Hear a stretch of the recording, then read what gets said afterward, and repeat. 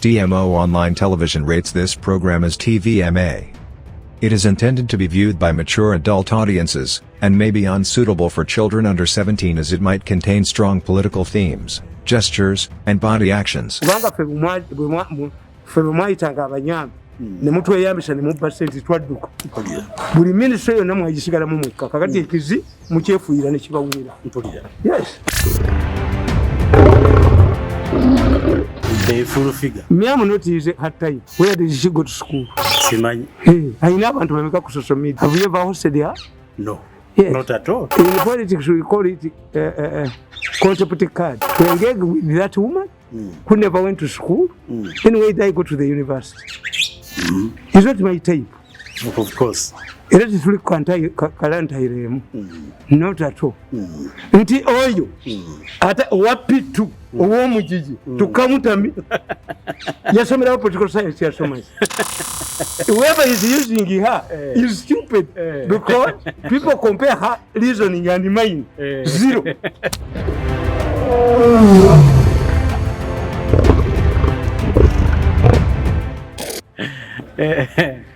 Sincerely, you can't argue with someone who has no. And I have never had somebody ringing me. Anti yala wazambu mwanukule. No. Aja kumala kufuna degree mwanukule. I see. Anybody below university degree mwanukule. I see. What for? You see social media tells you. Of course. Social media tells you you are following. How many followers does she have? Kakati nganyanukule oyo. I will be giving omanyi. Kasodire ente ya kalusu nojiteka mu ganali zifa kati nze nyanukulu oyo ku principle kye kwayogerera which principle aina principle kye kwayogerera yani yamukozesa yiba mukozesa musiru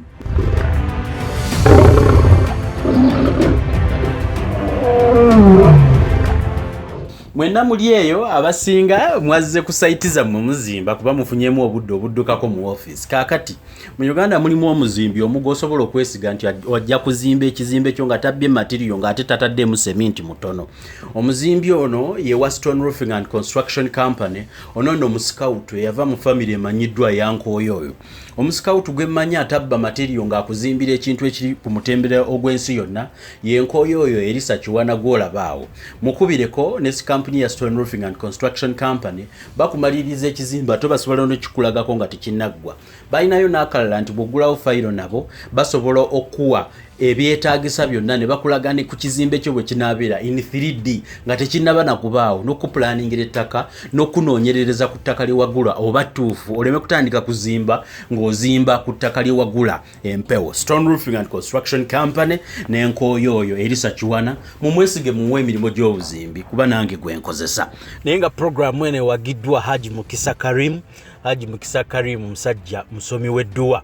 Nga bw'owulira erinnya lya Haji Mukisa Karim Mungu yamuteekako omukisa ayagala akusomera edduwa mu nsonga nnyingi ez'enjawulo naye ng'ezisingamu obukulu akusomera edduwa ku nsonga z'emirimu ne gitereera mu abaagala okugenda ebweru. Yogerako ne Haji Mukisa Karim akutereereze eby'empapula ng'ayitira mu nsonga y'edduwa. Abatereeza obufumbo nammwe abaagala okufuna emikisa mu nsonga ezisinga okubeera ennyingi mutereeze obufumbo bwammwe ng'oyogerako ne Haji Mukisa Karim. Mukisa Karim y'omu ku bawagidde programu yaffe ey'olwaleero eya a political dose. You work with these people where money is, you know you are shortening your life. That's why for me I believe it wrong. I avoid them. I see. I avoid provocations. Like this man who is putting a mask here. He knew this was a provocation because Nabanja is not going to keep this money. What these people did, the account on which the National Task Force was putting in money, it has a solo signature. Kalulu Kurutu. Yes, the others didn't know that's what they do. You are used as a window shopping something. That's why me, I don't work in the government. When they use you, you come and talk when they're stealing money under your feet. Me, I work alone. They use you as a reference pipe. Yes. Nenga byebakola. Meetings ebekubira ekironga mu muvuddewo tozisobola. Kati nabagamba nti abo ba Kalolo Kurutu basalira Museveni amagezi. The National Task Force was a presidential initiative whose money was not edited. It cannot be edited by the Attorney General. The Attorney General owes money only which originates from parliament. I see. Yes. Even in Chogam, that's what they did. So this they can steal the money without the intervention of the because unless the auditor of this money, Kalolo was heading, they made sure that Kalolo doubled. Kalolo was a member of the National Task Force, M7 initiative. At the same time, as a minister in the Prime Minister's office, was also here. But he controlled both.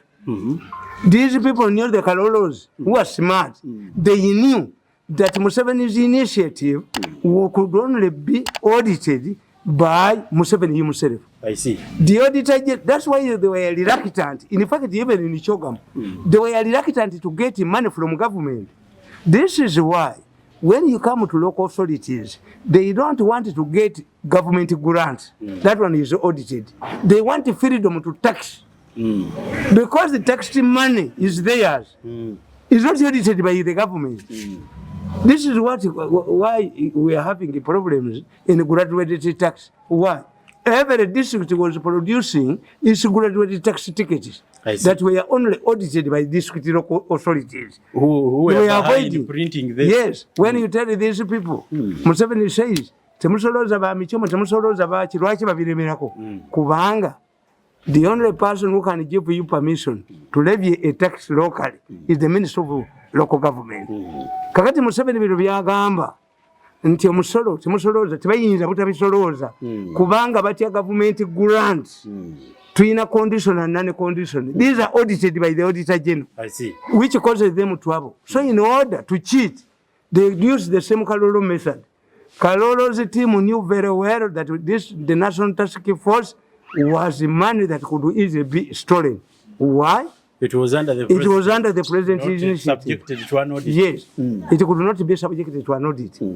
Money, even when the parliamentarians donated, it was a donation to Museveni that could not be what? I told you that what the minister at one time, they wanted the parliament to go on recess. This is why people like Kakwoza, who claimed to be coming from outside Uganda, could enter parliament, running out from the 14 days quarantine. The Kakwoza was being used by crooks in the Ministry of Finance to force the parliament to go on recess. Why? After passing the budget, and the parliament goes on recess, the Minister of Finance has the powers to use the money of a certain percentage of the approved budget without going through parliament. This was the intention. The Bahatis were using the Kakozas. People had gone outside, who had come out of quarantine. At one time they suggested that a team that had gone to investigate the way money was being spent, COVID money was being spent, they said they had contracted COVID.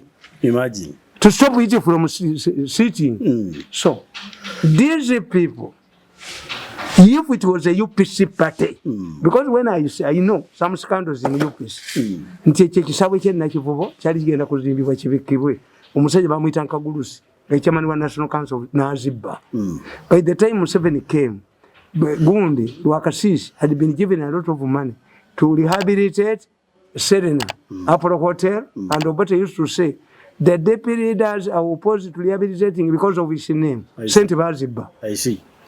Gundi, your Bagitabatia. Nairote.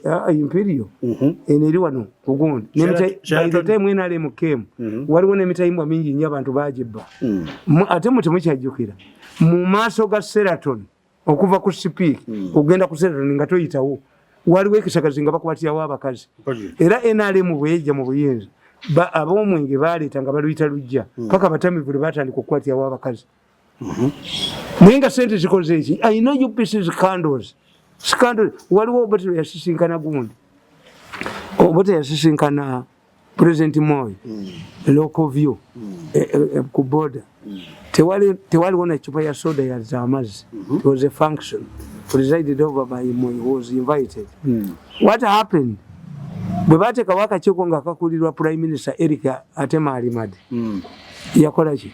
Simanyi. Omusajja yabagamba mu meeting nti mumubyemeka nga mwabululu. Oyito Joko spent a lot of money on Oyito Joko youth center. Where is it? By the time those who went to bury Little Joko, they found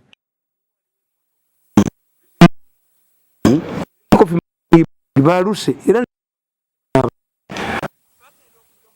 ngo omugaga asinga wano yeruse luse yali asudde gavumenti ya Museveni yaleeta bitano munya nazigabira abafedde mu bali bayingidde amagye basuule Museveni buyikwe stars. Where is he? Joseph Luku, because Joseph Luse and another man in Mbalala be bali bamanyi password ku account zo Little Joko. Little Joko we have facility bazipai. Do they have the money now? Do they have the money now? Ozibba na ezigenda. Yes. Museveni alina kutuuza abantu benga bwe yabayisa. He was happy. The president summoned permanent secretaries, commissioners and ministers and he told them, if anybody, including my close family members, directs you to give him money or her, I punish you. Not the other one. You'll go to Luzira. You resist it. But the problem Museveni yeka atamanyi nti baba banakanga basoka kukuba Amawulire gaabwe red paper ne kukubanga bwoli omubbi nga bwaganye company eno nga ne bakubane public opinion ne bagizimba nti oveewo bagenda okujja omuvunze. Yes, bakukuba ne bakuteeka kegundi ne bakwanya paka ne balekwata ko kamunga ko kasajja ko ne bakasa omutwe. Nze njagala kumanya tekeyo ku bya Katumba bino. Arresting yabali ba silence. No, the Katumba's case is dead. I want to assure you. Katumba's case is dead. I thought it is finished. It has helped Katumba to know he would be killers. One, when you get a person who confesses, like this one they are telling us, they don't go to a press conference. Confessors go to judges and magistrates. If these people... And they record extrajudicial statements. You are sentenced on your own plea. This is why this man, oba mukyamujjukira yali serial killer yali agenze omulamuzi oba mumuyita Nvuga oba mumuyita yali amutuze a confession ekolebwa gwe na mulamuzi to call a press conference was bad. People don't confess in press conferences. Of course. It has no legal backing. These people will go and say, we did it under duress. I see. Two, you have given them your evidence. What's the difference between Katumba Wamala's case and Kawesa's case? Because even Kawesa's case was dramatized in the newspapers. Two, look what the struggle Bukede has been staging. At one time, the first story Bukede published was that Katumba's attackers used the AK-47 and SMGs. And Bukede alleged that even Katumba's bodyguards had the SMGs because they saw Katumba picking and it's not called the Amasas.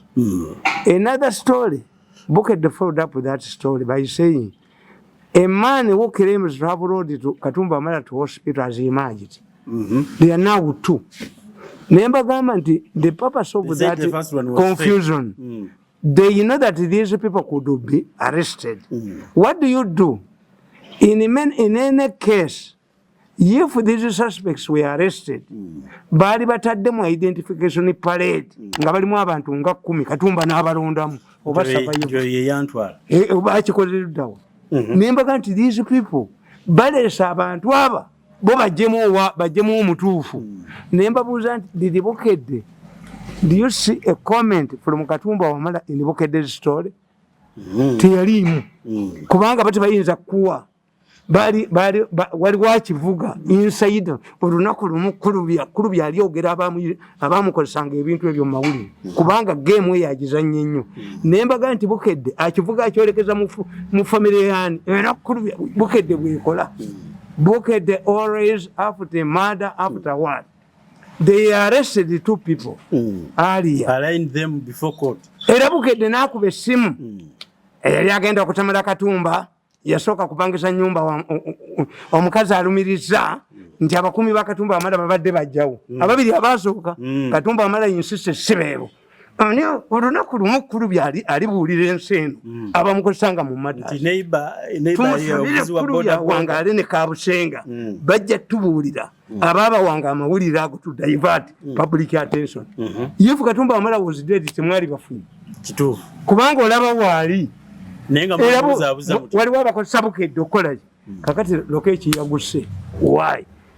These people we are not Katumba Wamala and the other survivors baalitadde abantu bano mu parade ne baba identifyingamu. Parade bagiteekamu abantu nga 10 n'obalondamu. Bali bakuba amasasi ayinza okuba ate ababiri teyabaganye. Ababiri bukedde yabadde nekolobya kulubi olunaku lumu alibuulira abantu bawa ani yamulagiranga okubuzaabuza abantu tumusabire awangaale alivumbagirwa omutwe ne baguteeka ku kizindaalo. Bukedde yatta emisango gya wano gyonna. Katumba izira omwana we yafa sacrifice zinafiirwako abaana babiri omulundi gumu.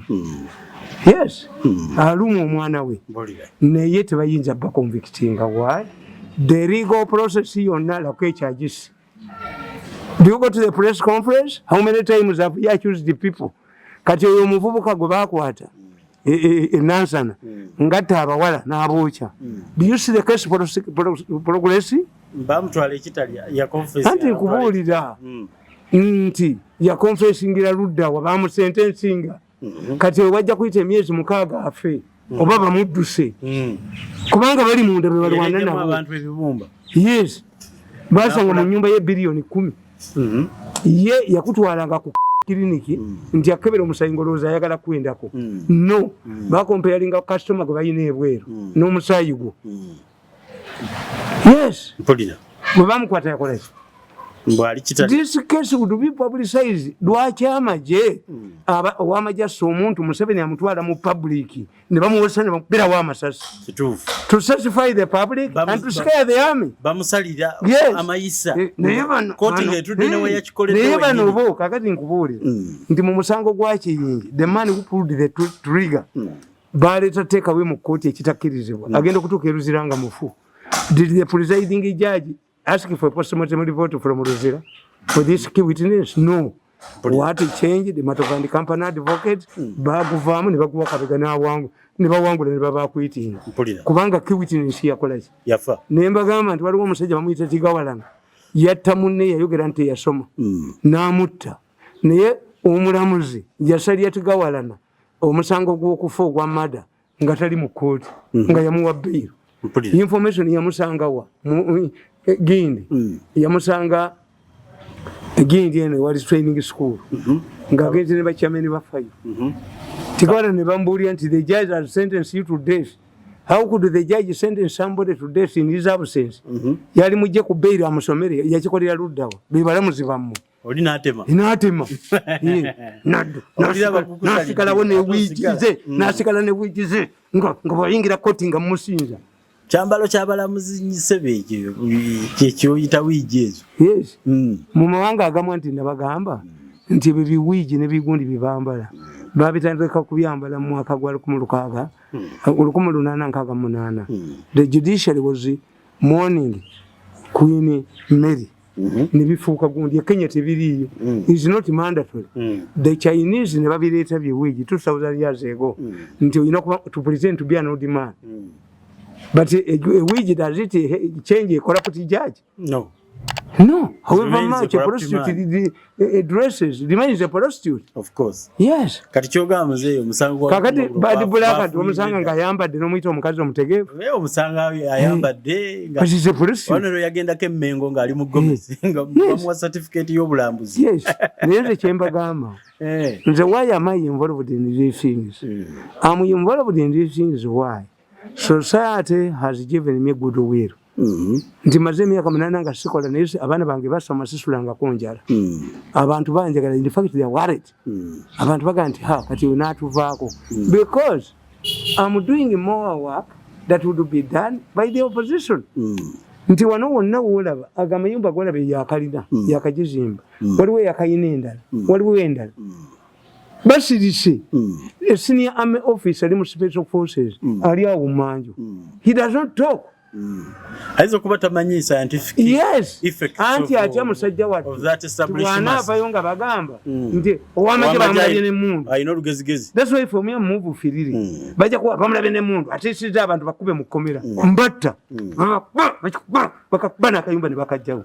Bakuba kigozire bamutira kuno. Ekyo kyali dese. Bakuba kakiba kwalina akatwa akalinga olugosi. Bakayita kayonda. Kafere fere kali kuno. Wali kali yako wagulu olabye oluzi. Katambula na lukanzu kumacha. This village is in danger. We must call a village meeting and remove these people. Excitement yokulonda yaggwawo.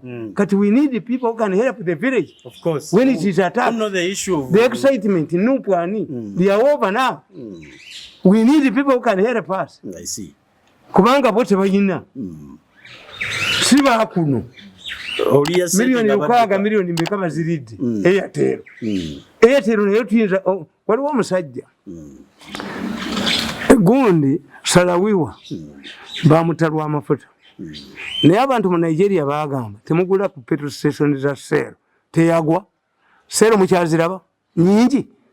Salawiwa bamutalwa kulwanyisa amafuta.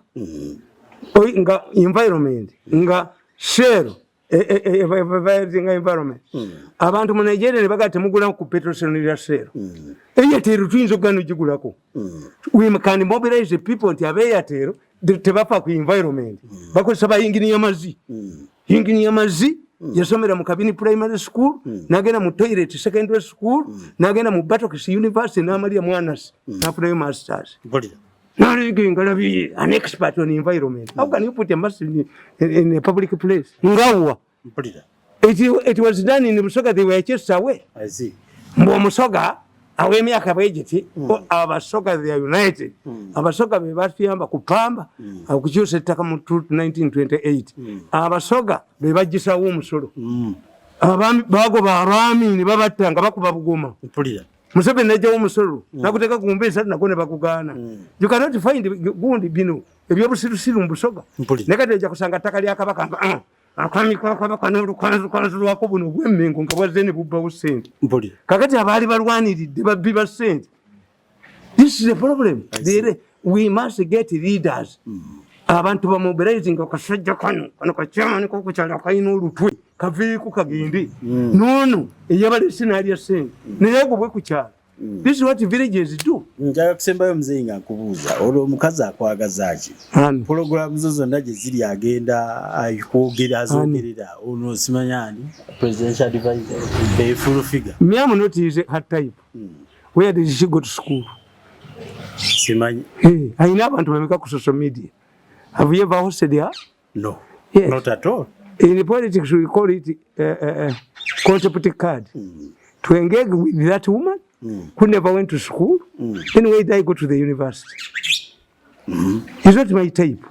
Of course. It is fully kalanta not at all. Nti oyo ata wapitu owomujiji tukamutami yasomera political science yasoma. Whoever is using her is stupid because people compare her reasoning and mine zero. Sincerely, you can't argue with someone who has no. And I have never had somebody ringing me. Anti yala was mwanukule. No, aja kumala kufuna degree mwanukule. I see. Anybody below university degree mwanukule. I see. What for? You see social media tells you. Of course. Social media tells you you are following. How many followers does she have? Mbulira yo omuntu omugezi wa government. Aina following jenina. Hey. N'abali mu bifo ebira okuba ne following tebayina. Kakati nga nyanukula oyo I will be giving omanyi kasodire ente ya kalusu n'ogiteeka mu ggana lyo zifa. Kati nze nyanukula oyo ku principle kyekwayogerera. Which principles? Aina principle kyekwayogerera. Yani yamukozesa. Ye bamukozesa musiru. Abo bakwe ba Lumumba abafunye amazimbi gwakajja. Do you know how many years Lumumba has been an MP? Kati baba wadde milioni bisatu osobola mugoba MP. Nawe genda ku MP wesimbewo nesejjembe eyo. She's being used by fools. But me I cannot refuse myself. I don't even. Do you know that for me? Ebiseera byange bisinga bingi mbimalira ku Nigeria. I don't watch those TVs because I don't learn something. Mbera ku Nigeria byange nembirabirako. Nti balese pano y'abantu boogere. Ani agenda kwogera. Most of them are paid money. They don't omuntu gwe ndispectinga gundi ofuna opondo. Ofuna opondo omuntu n'olira. Nga waliwo byatasobola kudefendinga.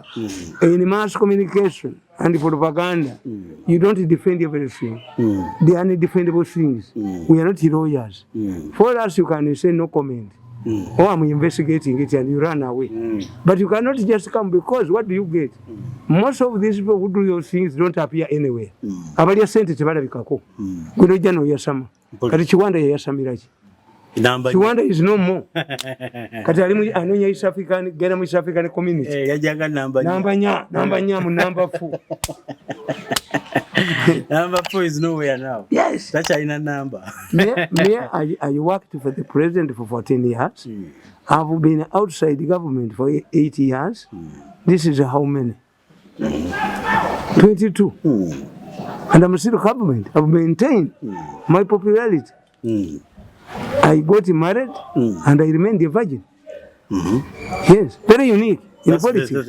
That's rare. Why have I maintained closeness with the population, the ordinary people? It's unique. You say, does Museveni have a person who is popular like me? You go to every village and you say Mirundi is coming. Mirundi is coming and you see, they turn up. Nabanja, you go and ask Nabanja, the Prime Minister. I went to her constituency 4 times. Jikwateko to Jikwatako. Everywhere they used to hear that Mirundi was coming. Ask these people, they fear me. They made sure that Tumwebazes made sure that they undermined me. Even Tumwebazes in his testimony says, I feared that man would come and undermine me. How can I undermine a man where I'm not born? That I will go to his constituency and I can defeat these people in their own constituencies. I'm telling you. I can defeat these people in their own constituencies. Very influential, very powerful. Why? Me, even if you see my testing life was when they forced me out of government, State House, thinking that I would go and work in the president's office. I couldn't. I decided to come here. But I remained a loyal servant of the president. You will hear in this tape, I'm going to give you a recorded tape, what they are saying, what these people are saying. Let us confess our sins to him. Let us work with this man. Because for them they thought, nti okujoganga sakwa ne bakusiba mu komera nga bali yakusibye enkyaba kujja ne bakuwa obwa M.i.S.O sigendayo. No. Nenkyaba ajja kuddamu bakujoge. We shall never work together. Zilokuteka bakusanga akadde konna. Bakujjayo n'okomawo ne bakujja we batula mu meeting. Mwali mugamba tajja kugendayo, teyagenzeeyo. The next time bajja kujuga. Naye kati bakugamba. That man is committed. Once he makes a decision, but they are split. Next time it will take them 10 times before handling attacking me. You have no capacity I have. I see. Nemo ekibakola obubi bwe bakujoga bwana. Cyane bakomyawo ne bakujoga ne bakujoga. Kakali kankubuli. Bawana Chobe was the first out of the Ministry of Health. Mbonye. That's why I tell you that these people are not tribalists. Mbonye is what comes from what, unless I get information to the contrary. Maybe he's a Western. I'm thinking. The Nacho is one of the trusted aides of the president. Could she save her husband's job? No, because the intention was to embarrass Nacho. 3, Kazibwe, Specials, former vice president. He is a senior advisor to the president on health. She was neutralized. This woman, the so-called M.i.S.O of health, neutralized. Now what is happening? The fire is going directly to the permanent secretary. Because Abalabo never fully irrelevant. Me cannot work as a puppet. nzinze jenyinyule olumala okubba ne badduka ne beekukuma ali decent talabwa oleka bakuzunza ne bakuba amawulire gaabwe ndasali atalina mwana ne bamuzunza gundi kivumbi ne bamugamba yabbye kuba baagala okubbawo nze siridda n'abantu abo. I will never work with this group again. If the president wants to be assignments, I do it as an individual. I see. But I will never work under an official. Kubanga boka so bagenda bakozesa minister and me, a person who has been working directly under the president for 14 years. Then I go to president's office as an advisor. It doesn't matter senior who what. To be under minister. That when now you want to write to the president, I go through a minister and so I refuse it. I see. I'm at home. Okay. Yes. I'm at home doing my own things. 2 years. But I maintain the closeness with the president. Yes. But I cannot be under minister. A general cannot become a patrolling commander. I was a spokesperson of the president for 14 years. Under direct control of the president. How can I be an advisor to be under minister? Hakana. In Uganda is only which you moves backwards. I took the appointment, I get the facilities, some like a salary because I look at it as a casino. But I don't have an office. I don't have all the allowances that these advisors get. The vehicle, I look after it, except when it comes to servicing and buying tires, but I put it in my own oil. Even my security detail, I give them allowances. Yes, but I cannot have it been. And the president says that when it was swearing in the former speaker Ddala, Museveni said that it's mission oriented. I agree, it's mission oriented. But when it was removed from defense to regional cooperation, Museveni said he didn't have any work to do there. And this is when he says he started writing his own book because he was given an area where he does not have any experience at all. And Museveni revealed in his book, original book I translated, that he remembers attending one meeting as a regional cooperation minister when he was sharing assets of the East African community. So it occurred to him. Two, you cannot malign me. What these people, what the president is overlooking, maybe he doesn't see these things. Why should Nanka be under your one and their band attack Ddala? How can we work together? In future, he's like a teacher who harasses a younger girl. Namukuba emigo namukuba namuwaziro namukola nti atamwagale. If you succumb, then you know. Of course. Bagane pako mulwa tamunne. Ninga tetutude ko mu meeting yemu. I will never sit with these people in any meeting. I avoid the national functions because I don't want to see them. I avoid the state house meetings because I don't want to meet them. They killed my political career. Bali ngambe ntigende osome. Naye akasajja kwabukedde kankuba emyezi mukaaga buli lunaku ekyakubeza Mirundi. You harass me from one radio station to another. Nti nkyata nkukubenya eno yennyini. Nkuba kakulenza obukamune nkuba omuntu nenkwasa. Avoid me like a killer. These people should avoid me like a killer. Let us drive, as they say, in different lanes. Ojja kulya kateepu ngenda kakuwanga boogera. Nti omusajja twamutia gundi yapo. If Museveni was Idi Amin, kateepu ke baatwala. Museveni is a fool, vote in Mbabazi. Museveni is a fool. And we reconcile again. No reconciliation. We cannot reconcile. Concede nti mwanyononera life yamu. Buli kintu kyonna project yonna president yadampa. Nga bagisabotaginga. To the extent nti nafuna ekizimbe where I was going to get 360 million per month. Kiwanuka yagenda mu State Council n'akyusa ekyapa ne bakiraga nti emyezi giweddeko nga kiwanuka atonejjena under instruction for somebody.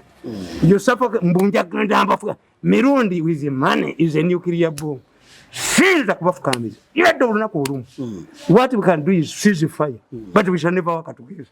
Ku nsi mu Kabuli ne mu ggulu sirikolagana ku group y'abaana ba. He's sabotaging our business. What did you do to me? Why do you believe that I should protect your business? Sabotage the mine. Mbonja genda temulinda bakoba vubuka. Temulinda bako. Never in life. Abaganda batugamba ennyumba emu tekulema kuwalana. Do you get meals in a toilet? No. But the toilet is a part of your house. Yes. Ennyumba emu tekulema kuwalana. Ogireka. Yes. Naye tuyinza kuŋŋamba nti ndisonyiwa Kabusenga ne Kkulubya. Nti mu bulamu bwange ndisonyiwa Mwenda eyaleeta teepu ne Nakalema ne Nalweyiso. Nalweyiso yatulawalira agamba pulezidenti nti navumye mukazi we. I abused the first lady. Nalweyiso. Do you know the consequences of somebody telling a senior woman like Nalweyiso, I choosing you before the president, you abuse his wife? Nga tudinga na mfuneki. Okujjako nga gw'olina ebisumuluzo by'eggulu. Gwe Peetero, oli musika wa Peetero, gw'olina ebisumuluzo by'eggulu. So let us conclude by saying, we can seize the fire, but we shall never work together. We shall never meet again. Kunsi mukabuli ne muggulu. Let them leave me to have my projects. I will leave them. Let us drive in different lanes, but we never. Mu politics muli enemy. It depends on what. Kati bana abalokole bawa testimonies. Oyinza ogenda omusajja ku makya n'omuga nti nzize kulokoka nti omwana wo wawaakawo omulenzi gw'olina nze namuzaala ku mukazi wo. Takuttirawo. There are things that are not forgivable. After suffering for 8 years, abaana bange batasomye banaasoma. Simanyi. Byenfiiriddwa ndiddamu bifuna. Ngenda kuwangala emyaka emeka. Political career yange baagita. Why? I cannot go to the opposition. I would be in parliament now. Yonna baabita. No reconciliation. But let us part company. Mubeeramu abantu lwakuba mwe temumanyi politics. Naye Nshikedi yalwanyisa Mubutu Sirawutu. Until Mubutu yafa ne Nshikedi n'afa mutandi we yaliko. Nshikedi refused to be compromised. I see. What they fought Sengo from 1971. What they are recently. Raila Odinga has been fighting in Moi. Political opponents. Wamusiba mukomera bwamujjayo. They never reconciled. They never got temporary reconciliation because they did. Some people have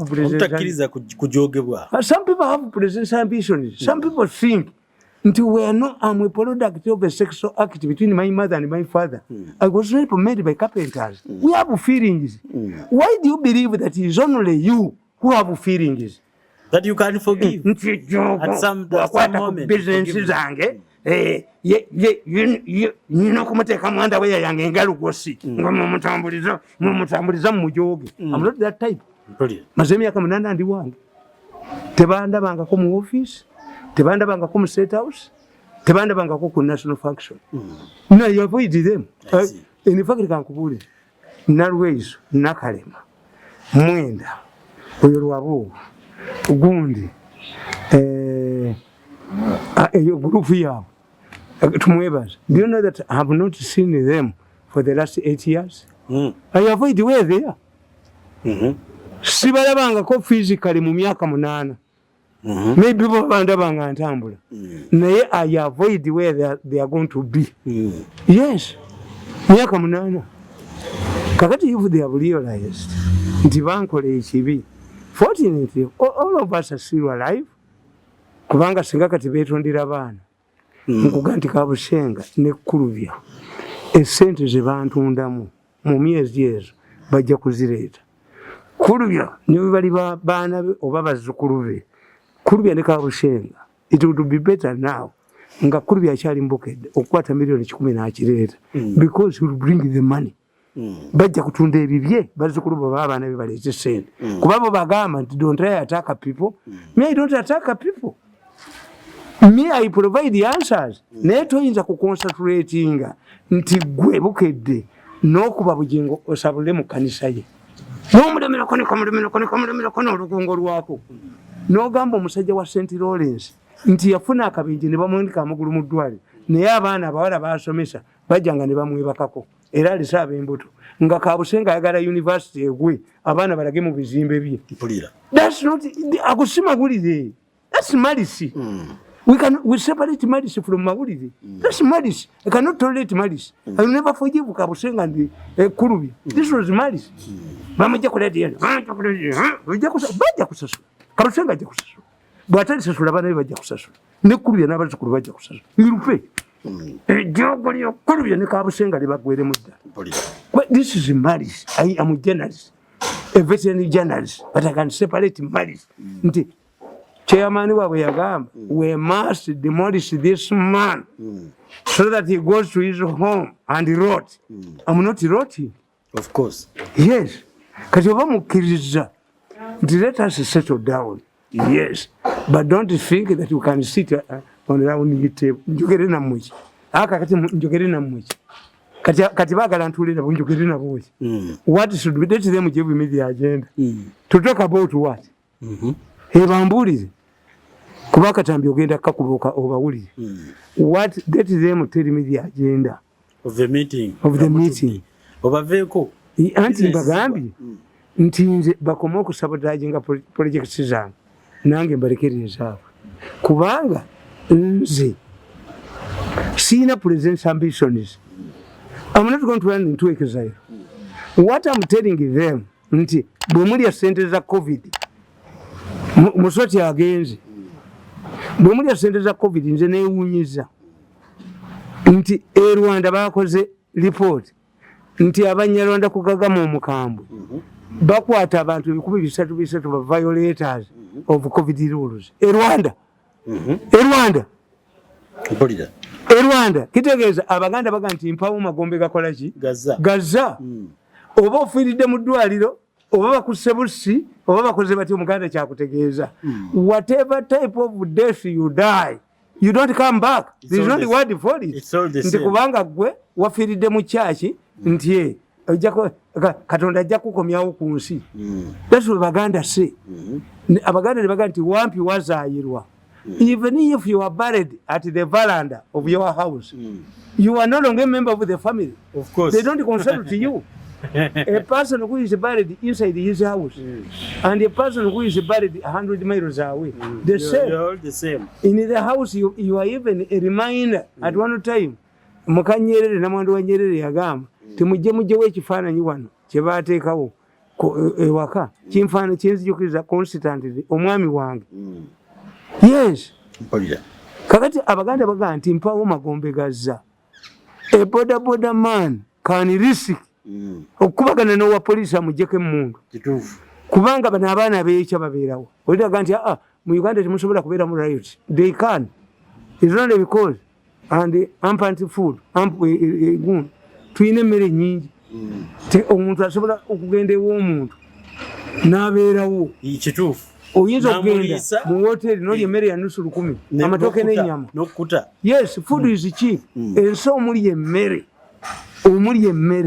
ensi omuli emmere ate kati kye bakoze nti some of the expenditures ng'abaana okugenda ku ssomero kubanga rayusi ziva mu ki singa omuntu alaba abaana be nga tebasoma n'alaba abaabalala nga bagenda can commit suicide.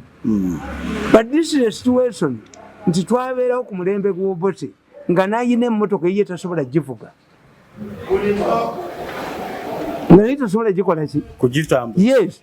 Kakati ate bwe baata people found their levels nti bano bagaggo tusinga naye luli abasiraamu abali mu kisiibo yizoga nti buli omu asiibidde kisiibo nga some have not been getting lunch. I see. So this is something nti COVID-19 affects people across the board. NRM person neyamukwatako naye bw'aba alina omukazi omulwadde tamutwala kiro mu kafyu amufaako NRM. Yes. NRM naye bw'aba alina bodaboda nga mwogezi chairman w'NRM bagimuggyako abasirikale ate kasoyogera nti oli NRM ate gwe bakuyisa bubi nnyo. Kakati we must ensure nti akawuka kano if badly handled kafuuka political. Kana kawuka bukahamba watu ine wala gye tuwulira gye bakakutte obulungi nti wano kali misando anti babbi bubalaba buli kintu kyonna nti bajja kifunamu ssente everything. Kakati nkugambye nti okuva mu president lwe yeewoze ssente go visit all hospitals, they are empty. Many hospitals are empty. Kakati manyi kye baakoze okumanya bagezi nnyo baakutte baakusaasira baani ne babaga nze nakawona lwaki temwabaleeta luli kati baagala okukola explanation ti abantu bayiza okwejjanjabira ewaka kakati ate bagenda basajja babbi obwana bubbi kakati bugenda bajja kugamba kati bagenda kugamba omuntu bw'awulira zimazeeyo oyina empiso gye bayita stabilizer gye bakukuba ebukadde busatu badduke era babbe kakati bakugamba kyenkubuuza is it the first time for hospitals to retain bodies of dead people for non-payment of bills? Lwaki ekyo bakiyira? They are provoking Museveni to pay to clear those bills. Bali mu State House abakola mu welfare. If Museveni clears the bills of that person that gund gubali tayinza mu ddwaliro, you will see many cases abasajja tebeeba okutuusa lwe balitakula amasiga ne gayiika n'obalaba nga babazingidde wano kubanga bayina toga nti babbisa njala. Tewali kibuga mu batalina kizimbe abo abaana ababbi n'ogamba nti abantu abatakola City Council efulumizza increment mu landi gundi emisolo mu buli city bazijjewa ne bakuweereza ebbaluwa failure to pay kiba kitegeeza ojemye you are stupid Kisaka. These are idiots. Gwe sente zoyagala mukazi gwe lwaki tebiyimirira ebya City Council byo bikoze eki abantu bazijjibwa mu kwezi olwavuddeyo n'ajja mu cabinet yaleese mbubuuma mbubabuteeka mu mmotoka asamanyi ne bukola butya eyiso si mitwalo ebiri. The moment you accept emitwalo ebiri bajja zongeza. Do we need them at this time? Abantu n'emmotoka mpaakingi naye basajja mmwe mujja kutakula ekintu mujja kukitakula bwe muba temukuse ssente mujja kutakula ekintu wano naye bajja bakwatira mu kibuga temujja kufuluma tujja balaba nga mudduka balabe nga badduka amaduuka gakwata omuliro. When I predict 10 things I see 8 because I study human nature. Temuyinza kutulugunya abantu bwe muti mu kaseera nga tebalina nakiddako sente za 10 tejijja abasajja bajjula ate obuuma emitwe gyabwe gyajjula ate kati bayala nnyo lwaki nti property zaabwe zonna ezibadde ebweru bazikutte kati bayala tebakyatambula buli wamu wonna kubbawo buli wamu kuba kale mumubbe buli wamu naye uli provoke society kubanga ffe bwe mwayitanga abanyambi ne mutweyambisa ne mubba sente twadduka buli minisitule yonna mwagisigalamu mwekka kakati ekizi mukyefuuyira ne kibawulira. Yes. Okay, bwetyo bwe tutambudde ne mutabani wa Mole Mama Mirundi Yozefu Tamale Mirundi senior.